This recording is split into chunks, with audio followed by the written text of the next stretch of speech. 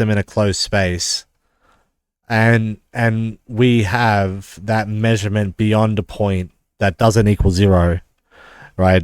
Then, right, we can use field theory, right? Because we can create a closed space. Thermodynamics exists, of course.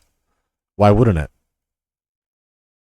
And so the most famous example of I'm not this trying. is Hawking's black. I'm not trying to say that because I do bigger numbers than you that we're any fucking different, homie. All right.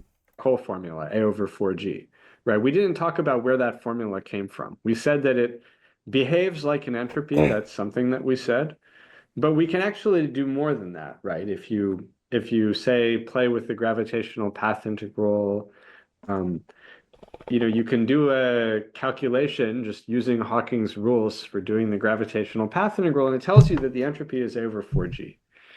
And somehow that's something that you derived within effective field theory, even though effective field theory doesn't have those hidden degrees of freedom. And it's kind of mysterious if you think about it, right? How does it know? Yeah. How does it know the number of degrees of freedom? And I have Well, you can tell because eventually, if you have triangles, you have a single triangle, right? You can tell how many degrees of freedom are in this single triangle because at some point, right, no matter how many people apply to it, you will be able to get with 1,000 different people, likely 1,000 different answers on how many triangles are inside this triangle, and you hand someone a pencil, right?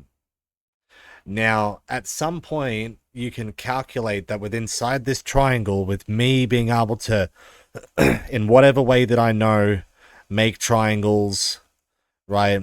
By some formality, right? By some incorporation of math, right? That changes eventually, right? There'll be some system that'll be able to compute how many triangles we can make in this triangle, right? never found a completely satisfying answer to that question. Um, but somehow it knows. And there's a fancier version of that formula, which has been understood in ADS-CFT in the last 15 years, which has many names. It was originally proposed by Ryu and Takeyanagi, and so it was called the Ryu-Takeyanagi formula for computing entropy in the boundary conformal field theory by doing gravitational calculations.